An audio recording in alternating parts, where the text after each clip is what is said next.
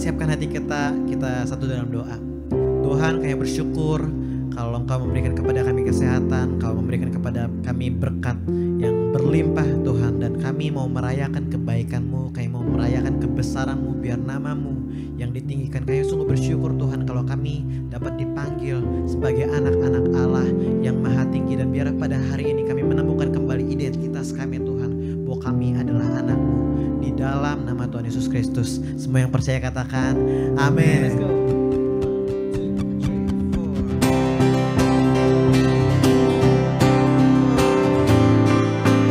Mari sama-sama berikan tepuk tangan buat Allah yang besar. Haleluya.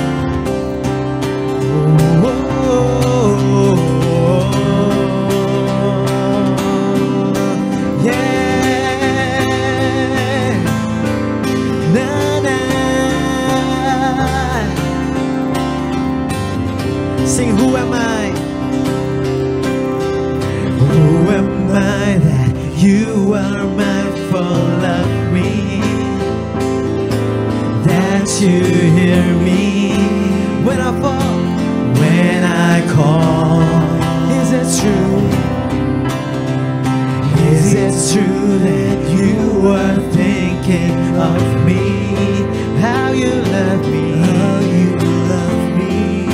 Ooh, it's amazing. Who am I? Who am I that you are mindful of me? That you hear me, that you hear me. When I fall, when I call, when I call. Oh, is it true? Is it true that you are thinking of me? Amen. How you love me. It's amazing, yeah. I am a friend of God. I am a friend of God. I am a friend of God. He calls me friend.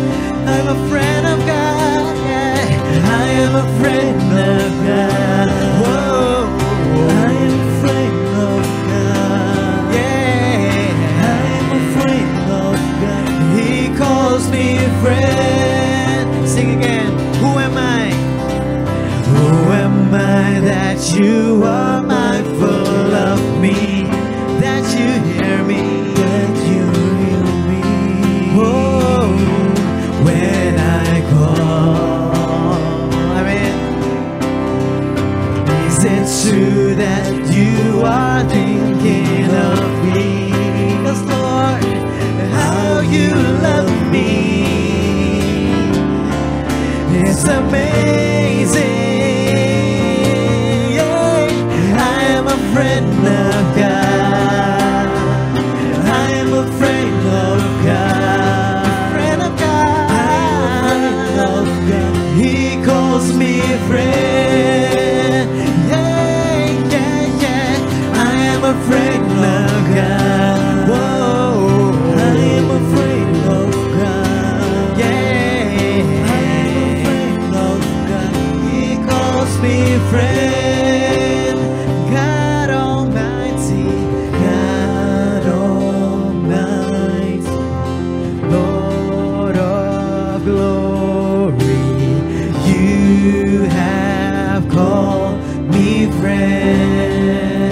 God Almighty, oh God Almighty, Lord of glory, you have called me friend.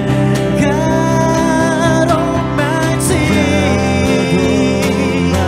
Lord of glory, oh, you have called me a friend.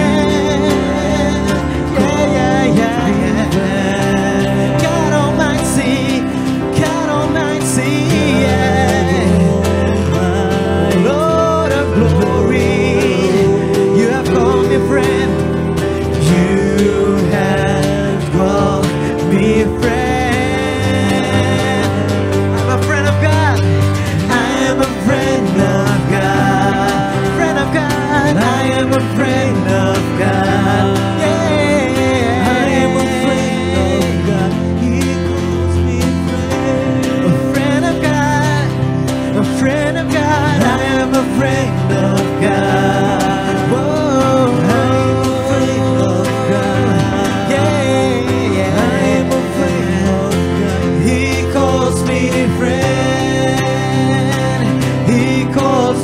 friend. He calls me friend. He calls me friend. He calls me friend. Berikan tepuk tangan yang meriah buat Yesus. Oh haleluya.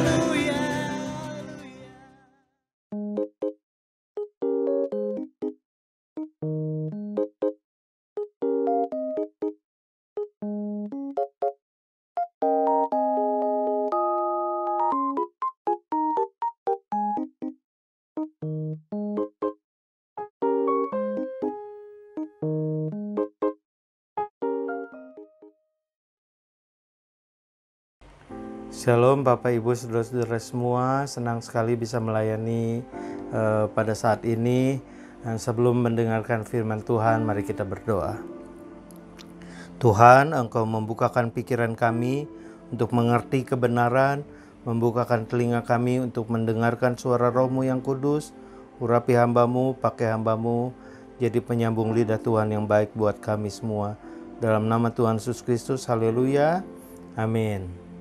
Baik saudara-saudara, firman Tuhan akan diambil dari Mazmur pasal 84 ayat yang ke-11. Mazmur 84 ayat yang ke-11. Saya bacakan demikian bunyinya.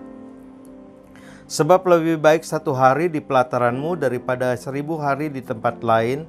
Lebih baik berdiri di ambang pintu rumah Allahku daripada diam di kemah-kemah orang fasik. Tentu saja ini bicara tentang waktu. Nah, banyak orang menilai waktu itu dari berapa panjangnya, berapa lamanya, dan bukan pada apa yang dihasilkannya. Kalau orang mau melamar satu pekerjaan di satu perusahaan, biasanya orang suka menulis apa saja yang pernah dia lakukan di kantor yang lama, di tempat pekerjaan yang lama, dan biasanya orang bertanya, berapa lama kamu kerja di situ? Dan jarang sekali ada pertanyaan, apa yang sudah kamu hasilkan di tempat yang lama itu? Apa yang sudah kamu lakukan? Nah, masa pelayanan Tuhan Yesus di dunia ini hanya dalam waktu 3,5 tahun saja. Tetapi seluruh dunia mau tidak mau mengakui hasil dari pekerjaan Tuhan Yesus yang dilakukan hanya dalam waktu 3,5 tahun itu saja. Nah, pertanyaannya, berapa lama kita sudah ikut Tuhan, berapa lama kita sudah melayani Tuhan, dan pertanyaan yang lebih penting adalah apa yang sudah Anda lakukan, apa yang sudah saya lakukan selama saya mengiring Tuhan, selama melayani Tuhan. Dan kita harus kembali bertanya dalam diri kita sendiri, apa saja yang sudah kita hasilkan dari waktu yang sudah kita mengiring Tuhan, waktu yang sudah Tuhan berikan di mana kita dapat melayani Tuhan. Penting sekali pertanyaan apa yang sudah kita lakukan dan apa yang sudah kita hasilkan bagi pekerjaan Tuhan. Yang berikutnya, saudara-saudara, ini bicara tentang prioritas. Nah, banyak orang salah dalam menempatkan prioritas.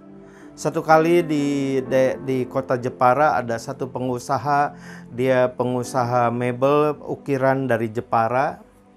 Lalu kemudian waktu itu dia jadi majelis gereja juga di gerejanya.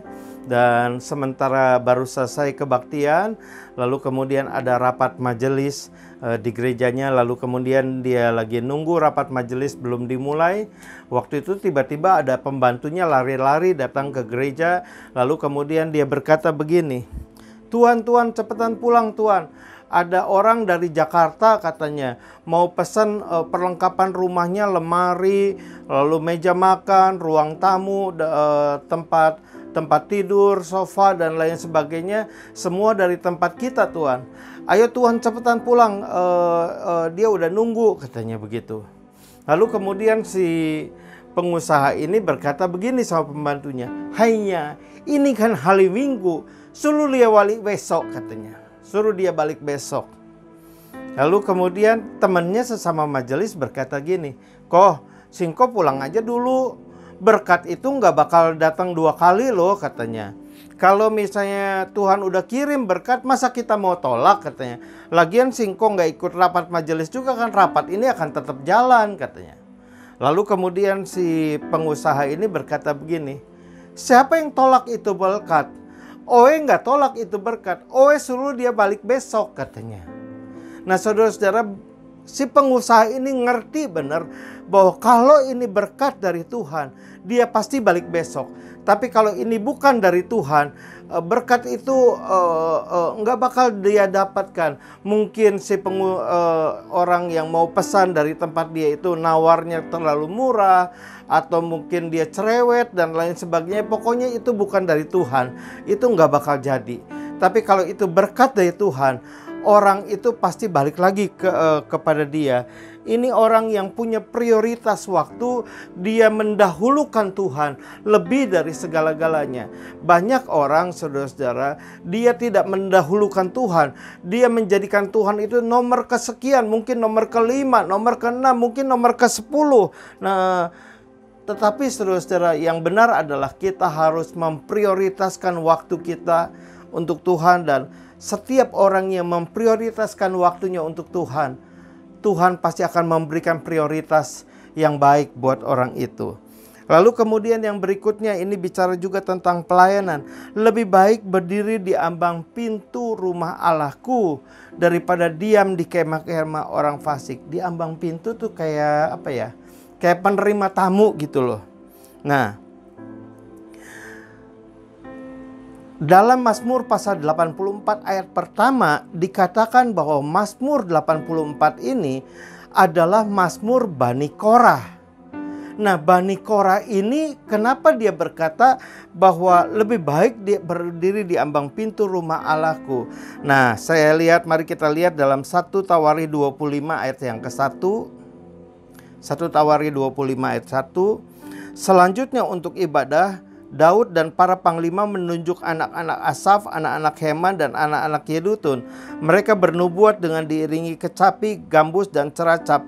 Daftar orang-orang yang bekerja dalam ibadah ini ialah yang berikut.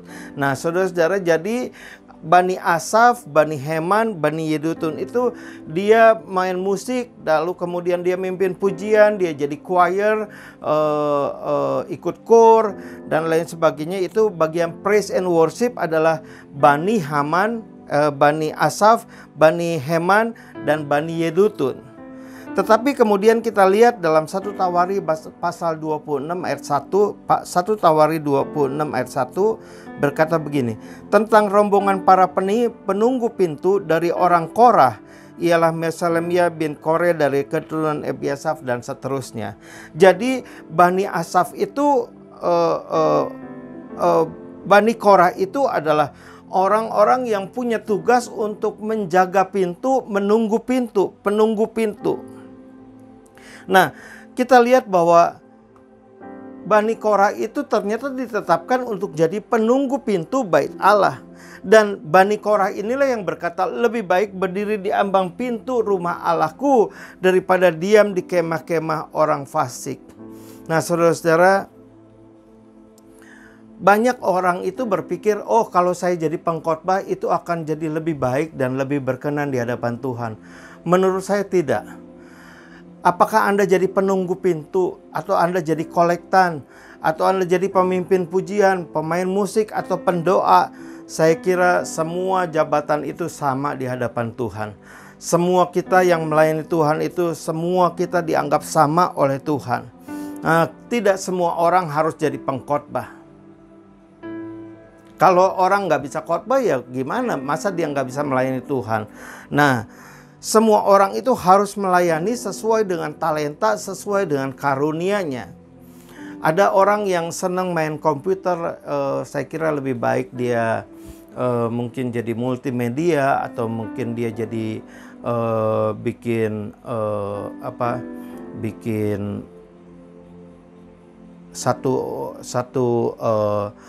bikin film begitu, dan kemudian dia melayani Tuhan dengan karunia-Nya. Ada orang yang pinter sound system, seperti kakak saya di Bandung, dia ngerti banget soal sound system. Jadi dia ngatur sound system, lalu kemudian ada alat apa yang kurang dia beli, lalu kemudian dia melayani Tuhan dengan kemampuannya, dengan talentanya untuk ngatur sound system. Nah, saudara-saudara, setiap orang harus bertanggung jawab atas talenta dan karunia yang Tuhan berikan buat dia. Satu kali di Bandung ada teman saya punya papa itu pengusaha kayu dari Kalimantan. Nama perusahaan kayu itu namanya PT Nusa Pribumi. Lalu kemudian PT Nusa Pribumi itu dia memberikan 20% untuk pelayanan di Kalimantan. Dia mendirikan gereja di Kalimantan, lalu kemudian perusahaan PT Nusa Pribumi itu juga membiayai hamba Tuhan yang gerejanya mereka dirikan. Lalu kemudian akhirnya dirubah lagi, akhirnya dia dari 50% keuntungannya dia berikan untuk pekerjaan Tuhan, membangun gereja di Kalimantan, membangun pelayanan, dan kemudian dia biayain hamba Tuhan yang melayani di pedalaman Kalimantan itu. Lalu kemudian sampai akhirnya PT Nusa Pribumi itu berkembang diberkati Tuhan sampai dia punya 5 cabang, dan kelima-lima cabangnya itu semua keuntungannya 100% keuntungannya diberikan untuk pelayanan di Kalimantan. Lalu kemudian mereka hidup dari yang pusat yang mereka dirikan pertama kali. Tapi semua cabangnya itu keuntungannya 100% untuk pelayanan di Kalimantan. Anda tahu ada ratusan gereja-gereja dan ratusan hamba-hamba Tuhan yang dibiayain oleh PT Nusa Pribumi ini. Dan dia tidak perlu berkhotbah, dia tidak perlu jadi hamba Tuhan yang melayani Tuhan seperti pengkhotbah, seperti pendeta begitu. Tetapi dia melayani Tuhan dengan karunia, dengan talenta yang dia miliki. Dia mengelola bisnisnya, dan kemudian dari keuntungan bisnisnya dia mendirikan banyak gereja di Kalimantan. Dan menurut saya itu adalah pelayanan yang luar biasa. Sampai ratusan gereja-gereja, ratusan hamba Tuhan dibiayain oleh PT Nusa Pribumi itu. Apakah itu melayani Tuhan? Ya, melayani Tuhan. Satu kali waktu saya kecil, orang tua kami tidak suka ke gereja, lalu kemudian ada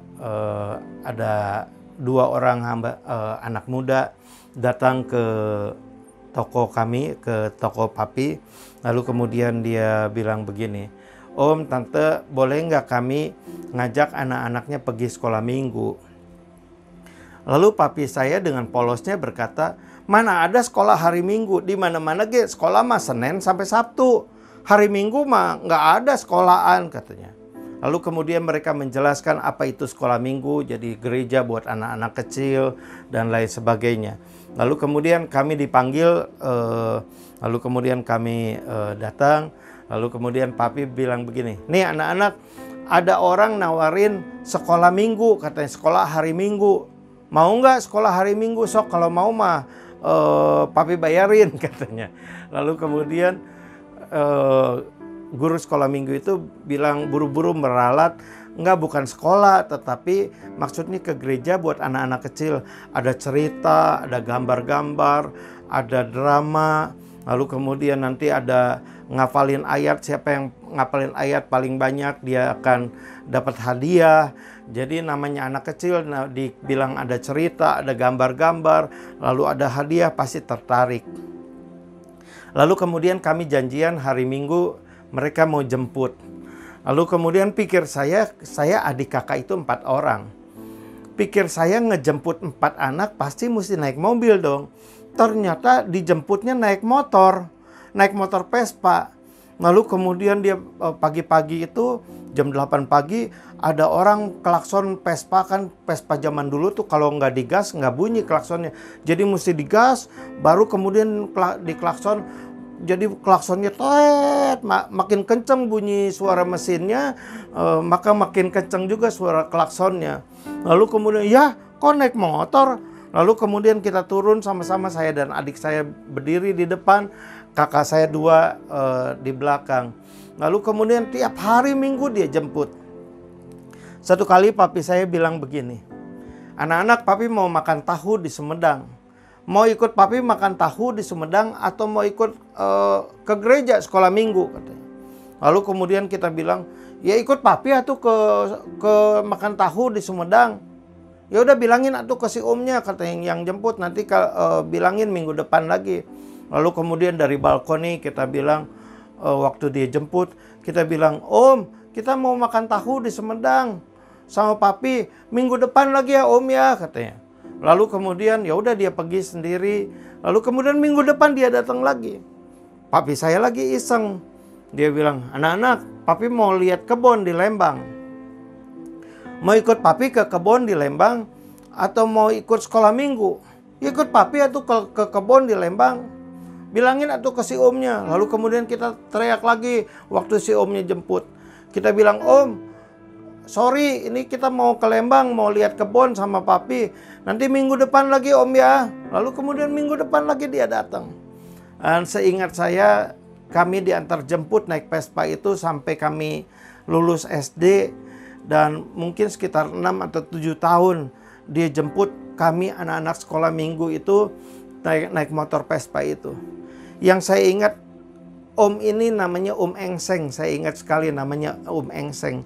Om Engseng itu tidak pernah khotbah di sekolah minggu, tidak pernah mimpin pujian di sekolah minggu, tidak main musik juga di sekolah minggu, tapi dia kerjanya cuma antar jemput anak sekolah minggu. Tapi kalau hari ini saya jadi hamba Tuhan, kami harus sangat berterima kasih kepada Tuhan yang telah mengutus Om Engseng ini untuk antar jemput kami setiap hari Minggu datang ke gereja memperkenalkan kami kepada Kristus.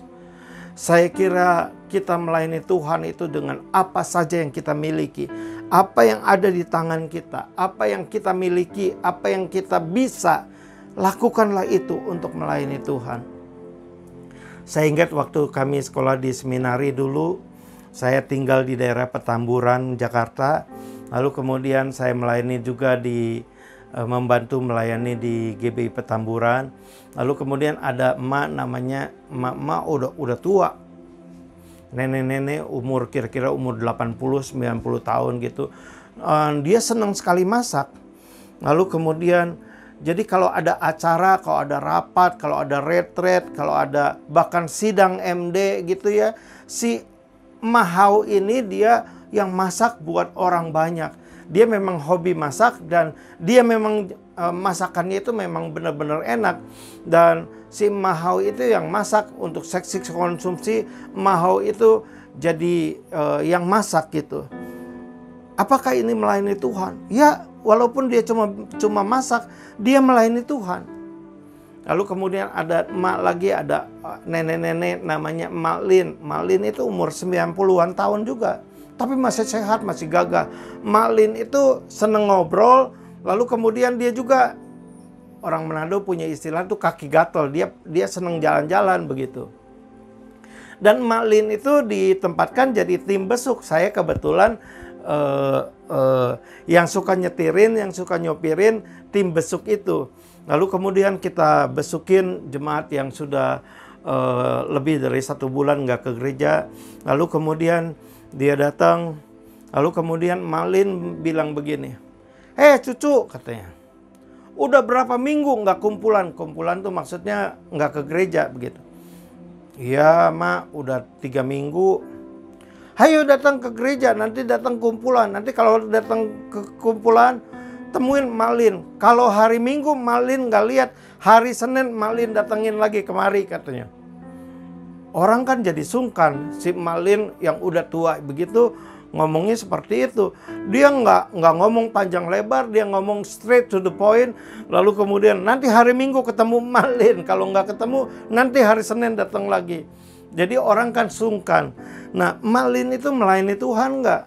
Ya melayani Tuhan, tapi Malin kan nggak pernah khotbah. Ya nggak apa-apa, walaupun dia tidak berkhotbah, tapi dia tetap melayani Tuhan. Dan kita melayani Tuhan dengan apa yang kita bisa, apa yang kita mampu, apa yang kita bisa lakukan. Lakukanlah itu untuk kemuliaan Tuhan. Dan saya percaya apapun yang kita lakukan untuk Tuhan, Tuhan pasti menerimanya. Mana lebih tinggi derajatnya? Mimpin pujian, main musik, atau menjadi pendoa, atau jadi tim besuk, atau jadi seksi konsumsi yang tukang masak, mana lebih tinggi dengan pengkhotbah? Saya kira sama saja. Dan saya sering dengar ada pemimpin pujian yang berkata gini, saudara-saudara, kita akan masuk dalam bagian terpenting dari ibadah kita, yaitu mendengarkan firman Tuhan. Menurut saya itu salah. Karena puji-pujian itu penting. Doa itu penting. Persembahan penting nggak? Penting. Ada persembahan itu penting. Lalu kemudian pengumuman penting nggak? Pengumuman juga penting. Kalau misalnya pengumuman nggak penting, orang nanti bisa datang salah jam, misalnya mau ada doa hari apa, jam berapa, itu kan harus diumumkan. Nah, saudara-saudara, semua bagian dalam ibadah itu penting, dan setiap orang yang melakukan pelayanan bagi Tuhan, Anda adalah orang yang penting di hadapan Tuhan.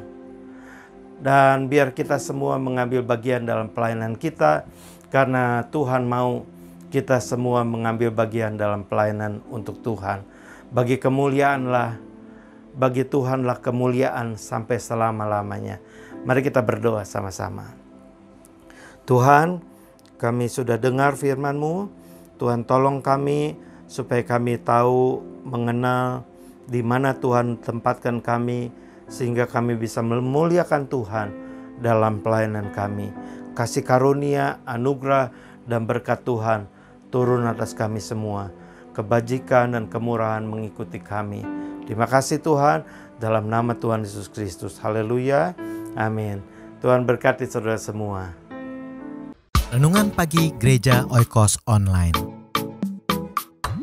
Sebelum Anda melakukan aktivitas lebih lanjut,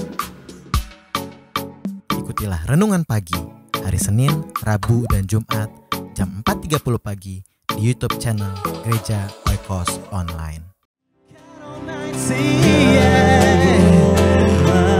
Lord of glory, you have called me friend. You have called me friend. I'm a friend of God. I am a friend of God. Friend of God. I am a friend of God. Yeah, I am a friend of God. He calls me friend. A friend of God. A friend of God. I am a friend of God. Whoa, I am a friend of God. Yeah, I am a friend of God. He calls me friend. He calls me friend. He calls me friend. He calls me friend. He calls me friend. Berikan tepuk tangan yang meriah buat Yesus. Oh,